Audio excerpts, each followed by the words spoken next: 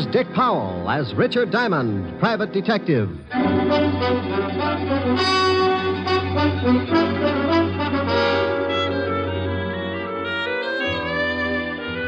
Hello there, this is Diamond. About the most strenuous effort I might give out during a working year is maybe chasing some thug up the escalator at Bloomingdale's department store. But last week I really outdid myself. The all-stars of the police force challenged the private detectives to a baseball game for the benefit of the vice squad. And I wound up stiffer than a pair of starched overalls. Because the private detectives are quick to take advantage of the slightest opportunity, by the 8th inning, we realized the need for some immediate strategy. The score at that point was 6-4, the cops leading. So I got hold of a little blonde I knew and had her walk across the infield in a sweater. The idea was to disturb the opposing team and take their minds off the game. It would have worked, but it seemed that since I had last seen my little blonde friend, she'd become quite a favorite with the police force, so they just waved hello and went about their business. My drooling colleagues, however, had not come in contact with said hunk of fluff, and before the game was over, 3 of them had picked up the bat boy and tried to bunt with him. You may have read where the police force finally beat us. Close game, 37-4. But I want to say right here and now, they never could have done it without that sweater. And oh, yeah, I got mixed up in a little honest murder the next day. It all started in the back booth of a middle-class nightclub. A couple of people were busy trying to think up the fastest way to make a homicide billiard. Oh, that's the 3-cushion variety. Killing to frame up to the electric chair. Leon, are you sure this will work? You want to get rid of that old man of yours, don't you? You know I do. Well, I got a wife that I want to dump, too. This letter from her is going to fix it so we both end up very unmarried. Are you sure they'll blame it on Martin? Sure, I'm sure.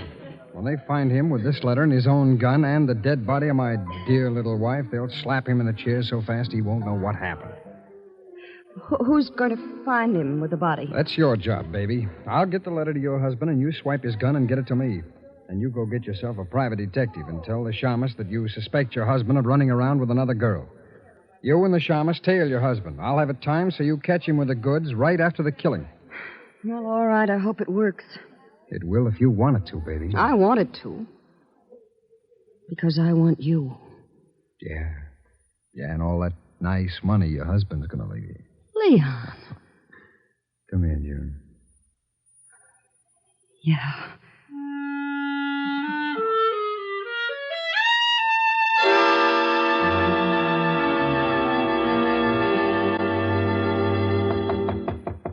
Come in.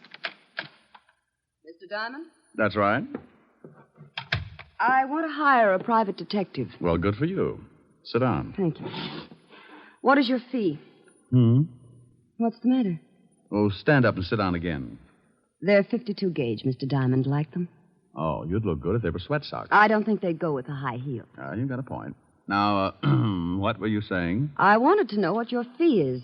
Oh, $100 a day in expenses. Isn't that a little high? I stopped eating at the automat 6 years ago. All right, I'll give you a retainer. Wait a minute now. Wait a minute. What's the job? I think my husband is running around with another woman. What do you want me to do? Hustle him off to the nut house? Oh, aren't you nice? I want you to go with me as a witness. You know, any other time I might get shy, but I'm really interested in seeing a girl who could beat your time. When do I start? Meet me in front of my house at 10 minutes to 8. My husband leaves around 8. What's the address? 521 East 58th Street. My name is Hyers, Mr. Diamond. June Hyers. All right, June. I'll see you at 10 to 8. Now, excuse me, but about that retainer. Oh, yes, that. Here's $100. Is that enough? It'll keep me interested. What's your husband's name? Martin. I'll see you this evening, Mr. Diamond. Oh, one more question. Yes? Why haven't you and your husband been getting along? A lot of reasons. By the way, Mr. Diamond, how old are you? No. Oh, well, I'm frisky, but I passed the foolish mark when I was 3.5. Did you? Goodbye, Mr. Diamond. I wonder if I did. Diamond Detective Agency, with men who know the corpses best. It's Diamond 2-to-1. Rick, Oh, Helen. Hello, baby. What are you doing? What gauge nylons do you wear, dear? 52. Why? Oh, nothing. Oh, Ricky, you're going to buy me a present. Oh, you never can tell. I was just looking at a pair a few minutes ago. Rick, Yeah? where were you looking at them? Now, what kind of a question is A that? very good question. Have you got a girl up in that office? Helen. Don't you Helen me, have you? Well, I give you my word I haven't. All right, was there a girl in your office? Was there? Well, a client. I got a $100 retainer. I don't care if she gave you the George Washington Bridge. You were obviously looking at her leg. Well, I couldn't help it. She sat on that way. Now, look, honey, she's just another client. With 52-gauge nylons. Would you do count the threads? Oh, can you do that? Oh, you wolf. Yeah, but you're the only one who gets the benefit of my talents. You can put the soft soap away. When am I going to see you? Well, I got some business at 8. I'll be over later. Well, I'm going to stay mad until you get here. And you're going to tell me all about those nylons. I'll be sure and do some research. Bye.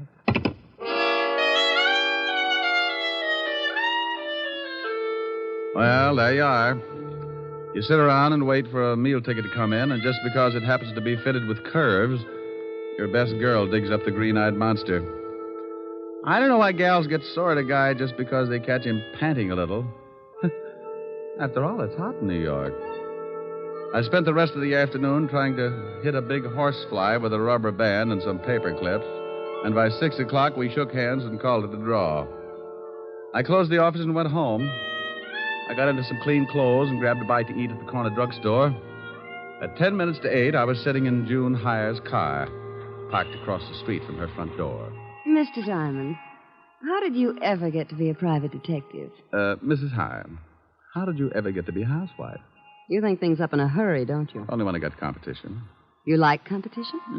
Yeah, up to a point. After that, I get tired of the struggle. I feel like I was back in college, sitting in a parked car with a good-looking man. Your education must have been pretty tame. I haven't moved once. Well, I really started to study after I graduated. Oh, I bet you got straight A's. Must you top everything? I play around with a lot of trouble, Mrs. Hyer, and I've got to stay one step ahead of it. Do I look like trouble? When's your husband coming out of that house? Any minute now. You didn't answer my question. I'll tell you as soon as I see your husband. Well, how will that tell you? If he's wearing a beanie with a propeller on it, I'll know you've been giving him a lot of trouble. So I've been giving him trouble. That mean I'll do the same for somebody else? What's the difference, a husband or a private detective? They both got their names from a guy named Adam. Oh, look. A cab pulled up to the front door. Yeah, I see it. And here comes Martin. He's getting into the cab. Well, what do you know? What's the matter? No beanie. We both sat and watched while Martin Hyer got into the cab and it pulled away. Mrs. Hyer put her car in gear, and we started the tail, keeping it a safe distance. He led us across town to a middle-class apartment house, and we stopped the car and waited up the street. He's getting out and going into that building. Come on. Oh, what for? Shouldn't let him get up there first and then... Look, baby. Do you know who this gal is? No, of course not. Well, then come on. I want to see what door he goes in. But, won't he see us? Honey, I don't tell you how to put your lipstick on. Now, don't tell me how to make it like a bloodhound. Oh, the lobby is empty. Now, watch the elevator. Oh. It's stopping on the 4th floor. Hadn't we better go up? Look, lover. The 4th floor probably comes equipped with a lot of doors. Now, if you want to just knock on any of them, go hire yourself Humphrey Bogart. Well, then what do we do? You stand by and watch like you... make like you knew what I was doing. See, the little old elevator's coming back down. Now, you just hold it there while I look at the mailboxes. Mrs. B. Callahan. Mrs. Lillian McEdward. Mrs. Mike. Well... and Miss Sally Maxwell. Okay, now we push the button for the 4th floor and away we go. Fun? How do you know where to go? I got the name off the mailbox. But you said yourself there must be a lot of people on the 4th floor. Elementary, my dear girl. Process of elimination. We're lucky this time. Only one single girl on the 4th floor. Sally Maxwell. Come on. It's 406. What if there'd been more than one single girl? So I make some new friends. Now stop asking questions and stick close. I'd love it. Now, here it is, 406. Now hold it down. Can you hear anything? No. Yeah, somebody's moving around. Oh, duck. What? Too late. What? June. Good evening. I represent the Great Nothing Life Insurance Company. What are you doing here, June? I might ask you the same thing. Do you mind if we come in? I'd like to interest you in our indemnity clause. Stop pushing. Get out of my way. Oh, you don't know what you're missing. You get $3 million if a python bites you in the middle of Times Square. You can't force your way in here like that. You... Oh, now you've hurt my feelings. Take your hands off me or I'll strike you again. Sure, but you need 2 more to put you out. Here, have one on me. Now, the next time you go striking people... Mr. Diamond, look. I looked past the little guy and spotted the body. She was blonde, and I didn't know why she was hanging onto the rug that way. She wasn't going anywhere. All right, you. Get out of my way. Huh? Oh, what a lovely gun. Martin, you killed that girl. No, I did not. I came in here and found her like that, but I didn't kill her. She's been shot. I know that. I found the gun by her body. You don't think I'd kill her? I was in love with her. Martin. Is that the gun that did it? Yes. I mean, no. I don't know what I mean. But you stand right there. Don't take another step. That's your gun, Martin. You shut up. I didn't kill Sally, but I know I haven't got a chance of proving it, so if you come any closer, I will most certainly shoot you. I hate to look like an idiot, but it's against the law to shoot people. Mr. Diamond, be careful. Come on, Martin. Give me the gun. You don't think I'll shoot, do you? Come on, give it to me. Just one more step. Look out, he's going to shoot. Come on, open up in there. What? Better drop it, Martin. You got company. Stay back. Stay back. This is the police. Open up or we'll break the door in. Police. Give me the gun, Martin. No. Let him in, June. Before Levinson tears down the whole wall. I've got Martin. Yes, all right. I didn't do it. I didn't do it. What's going on in here? Hello, Walt. Hey, Lieutenant, look. It's the gumshoe. Rick, why do you guys always have to break down doors? Why don't you try turning the knob first? Otis, didn't you see if it was unlocked? I forgot, Lieutenant. You mallet head. We got a report that someone heard a shot from this apartment. There's the body, Walt. Who's this guy? Martin Hyer. Here's his gun. He was going to use it on me. I didn't kill her. I came in and found her that way. Oh, shut up. Who's the girl with you, Diamond? This is Mrs. Hyer. Martin is her husband. You don't say. The old triangle, huh, Rick? I engaged Mr. Diamond to follow my husband. That's right, Walt. We caught Martin trying to sneak out on the corpse. I told you I didn't kill her. And I told you to shut up. Is this your gun? Yes, but I found it lying by the body. I knew I'd be blamed if someone found my gun, so I put it in my pocket. You search him, Rick? Haven't had time. Shake him down, Otis. Yeah, Lieutenant. I want my lawyer, and you get away from me. You open your trap just once more. Okay, but hold Please, Mr. Diamond, I'd like to get out of here. Sure. Okay, Walt? Yeah, but I want to talk to both of you down at the station later. Here's something, Lieutenant. What is it? Oh, letter. Are you coming, Mr. Diamond? You go on down. I'll be right with you. All right. Walt, what does the letter say? It says we can't continue this way. I've decided to break it off once and for all. It will do no good to see me, so please stay away and leave me alone. Signed, Sally. Let me see that. Yeah. Well, what about it, you? Is the dead girl named Sally? Yes. I don't know why she sent it. We're both in love. Sure. What were you going to do about your wife? I was going to tell her this evening. Then I received this note. I came right over to see Sally, but believe me, I didn't kill her. Tell me something, Martin. Is this the way you received the letter? Yes. Why? Now, you wait a minute, Rick. I'm very happy with what I've got, so don't start making like Sherlock Holmes. Oh, well, I guess you're right, Walt. He admits it's his gun, and this letter is certainly motive enough. Yeah. Otis, call for the wagon and put the cuffs on Hyer. Right, Lieutenant. Walt, why would someone send a letter after tearing off the top of it? Huh? See, the top of this letter is missing. The part that usually reads, Dear Julius or something. So what? Do me a favor, will you, Walt? Oh, what is it? Give me 3 minutes and then have Otis fire a shot from this apartment. What? Is that all you can say? Have Otis fire a shot in about 3 minutes after I leave. I will not. The police department can't go around making like it was the 4th of July. You want to solve a murder, don't you? I have solved it. What more do I need? I got a suspect, the murder weapon, and a good motive. Walt, if you just killed someone and a guy caught you at it, what would you do? I'd knock him off, too. Well, I caught Hyer in the act, and he didn't pull the trigger. Well, you said yourself he was going to. But he didn't, and he took too much time thinking about it. Walt, I can't remember hearing a shot when I came in this building. So you didn't hear a shot. Maybe you couldn't. Well, that's what I want to find out. I was right behind Martin all the way up to this apartment, and I didn't hear a shot. Maybe he didn't kill her. That's right, I didn't. Please, I didn't kill her. You see, Walt? Oh, you always start something like this. Martin, did your girlfriend Sally have any enemies? No.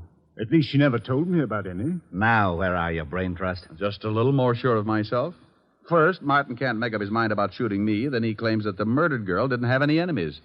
Does that sound like a killer trying to cover up? You've run into smart killers before. I'm surprised at you, Rick. I called the station, Lieutenant. I'm proud of you. Go on in the other room and shoot that cannon of yours off when I tell you. The what, Lieutenant? You heard me. Shoot it into a mattress, but don't muffle a shot. Okay. But not till I tell you. You might think it's fun and blow up the whole building. Thanks, Walt. What are you doing?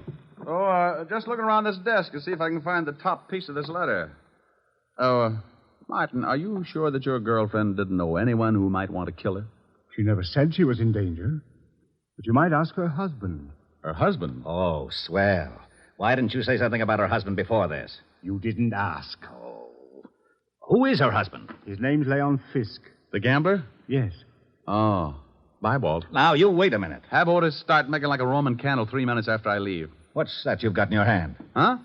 Well, it's a piece of stationery from the desk that matches the stationery this letter was written on. You can't take that letter. It's evidence. What is? That letter the murdered girl wrote to this guy. Well, how do you know she wrote it? Because this guy said so. Yes, but I'm not sure. It could be forged. See, Walt, maybe she didn't write it. Well, that's why I want it. The lab will be able to tell from other samples of her handwriting. Tell what, Walt? Who wrote that letter? Well, don't you know? Of course I don't know, but we found it on this guy and it's police evidence. Why? Why? Well, because it just is, that's all. Well, anybody could have written it. You could have written it, Martin. Yes, I guess I could. And send it to yourself? Why would I send it to myself, Lieutenant? You wouldn't. That's why it's important. You mean the letter itself or the fact that he couldn't have sent it to himself? Both reasons. Well, if he couldn't have sent it to himself, that eliminates him as a suspect. It does? He didn't do it. Did you, Martin? No. See, Walt? Now, wait a minute. Why do I always get into something like this? You asked me if I sent the letter to myself. You shut up. And you said he couldn't have. That's right, he couldn't. Then someone else did. Of course they did. Okay, then as long as you're not so sure it's important, I'm going to take it with me. Who says it's not important? Well, if he didn't send it to himself, then someone else did. And if someone else did, the murdered girl couldn't have, so anyone could have sent it. Isn't that right? Say that again? He said if I didn't send the letter to myself, then I couldn't have gotten it. No. He said you couldn't have sent the letter to... No, wait a minute. You couldn't have written it to myself. Yeah, so someone else wrote it and sent it to the murdered girl and... No. Send it to me. You're crazy. I distinctly heard him say... Walt. Yeah? After you figure it out, be sure and have Otis fire that shot. I'm going to see Leon Fisk. Okay. Now, let's start it again. If I didn't... If somebody didn't... If you didn't... If I didn't what? Lieutenant? Oh. What is the matter, Lieutenant? He did it again. And you helped him. You rat, I'll see that you get the chair even if you didn't kill her. What did I do? You shut up.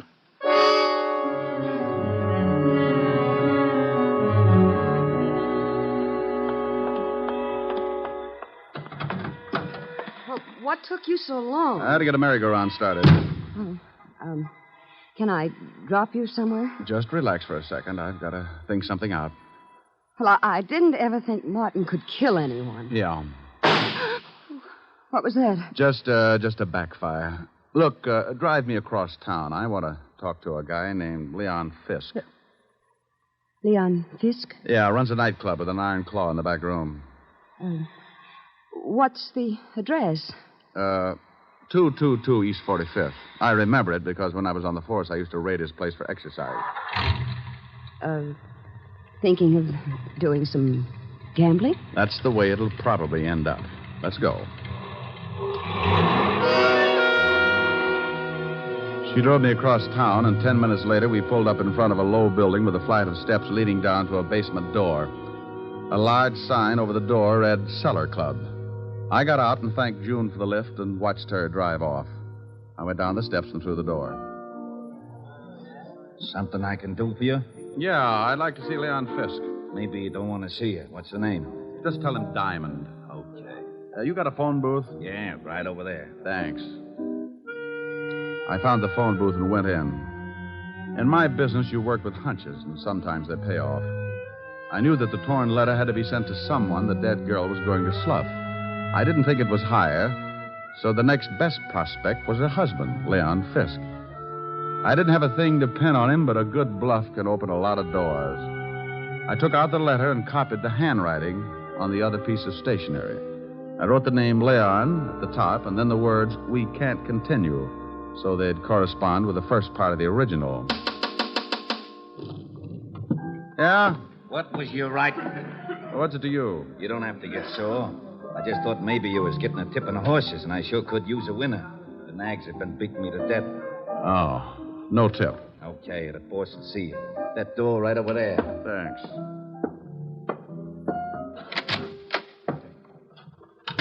Well, Diamond, it's been a long time. I haven't missed you, Leon. What brings you here? Your wife was killed tonight. Sally? One's usually the limit. That's too bad. How did it happen? I thought maybe you could tell me. I don't know anything about it. Ever see this letter before? Hey. What's the matter? That's your wife's handwriting, isn't it? Yeah. It says, Leon, we can't continue. Then the writing stopped. Oh, so what? Well, the guy the police are holding got a letter from Sally, too. It started the same way, but it wasn't addressed to anyone. The top was torn off. You know what I think? No, tell me. I think she started one letter to you, then threw it away and wrote another one.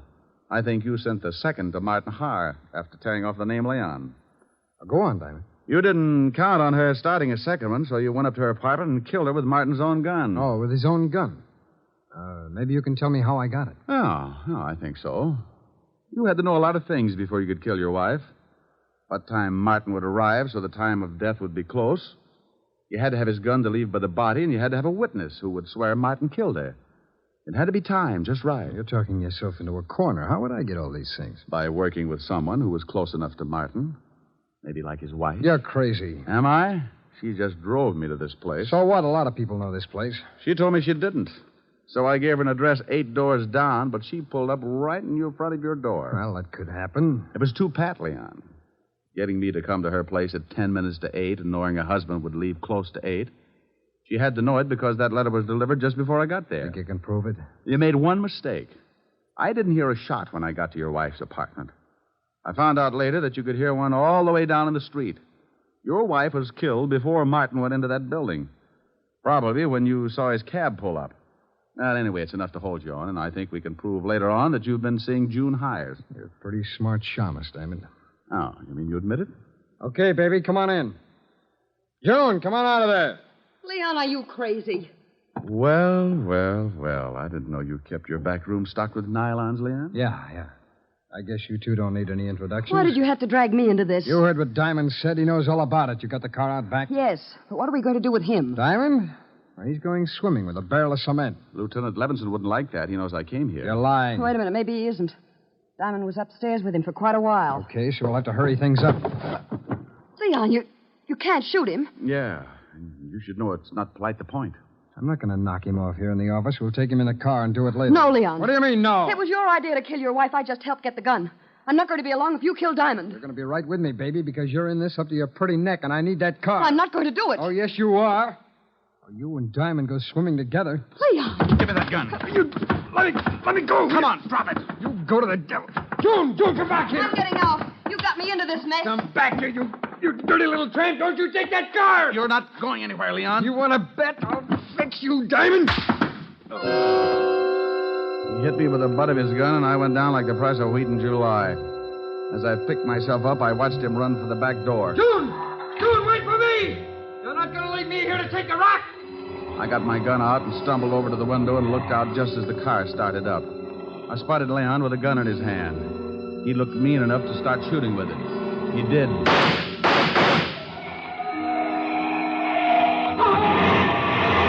He started running up the alley then. I suppose I could have said something like, "Stop or I'll shoot," but I was too tired.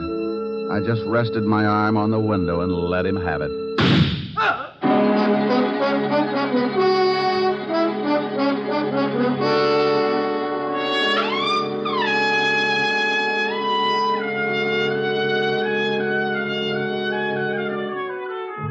Well, Walt finally showed and cleaned things up.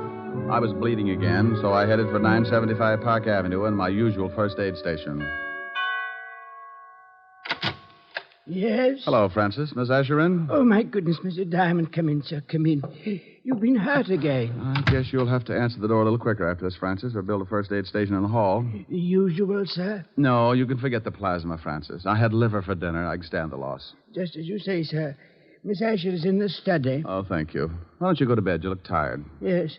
Good night, sir. Boo.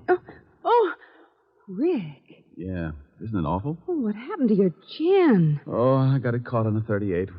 Want me to go? Want you to go? Why? Well, I thought maybe my poor little face scared you.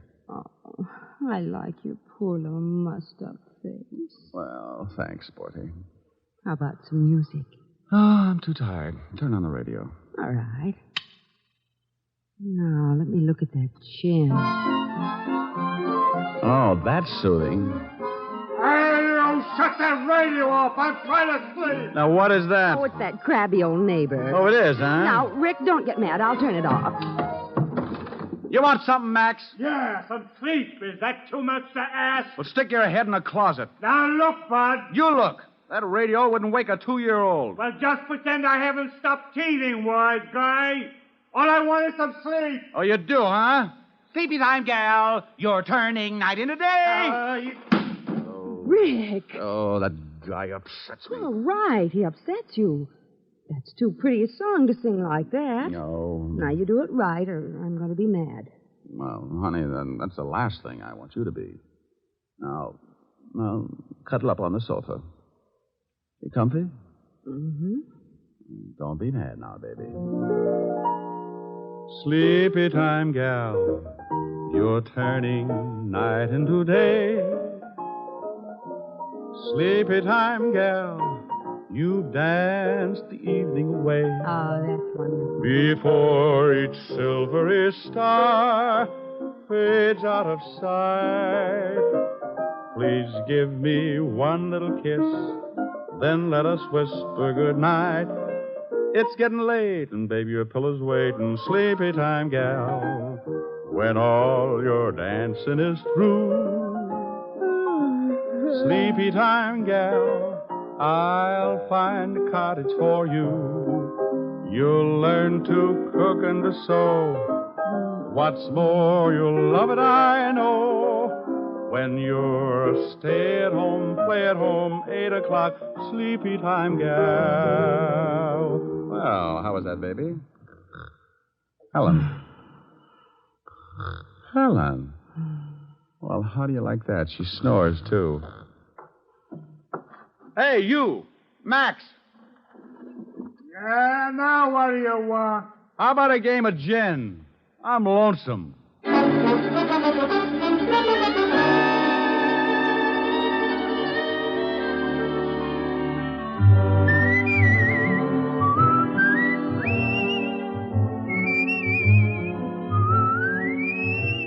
You have just heard Richard Diamond, Private Detective, starring Dick Powell. Helen was played by Virginia Gregg. Lieutenant Levinson by Ed Begley. Also in our cast were Wilms Herbert, Jay Novello, Joan Banks, and Stacey Harris. Music was under the direction of Frank Worth. Richard Diamond is written by Blake Edwards and directed by William P. Rousseau. Dick Powell soon will be seen in the screen version of the best-selling novel, Mrs. Mike. Now, this is Eddie King inviting you to be with us again at the same time next week, when we will again bring you Dick Powell as Richard Diamond, Private Detective.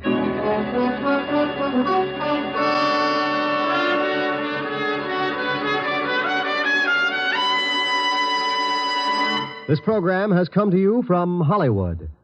This is NBC, the national broadcasting company.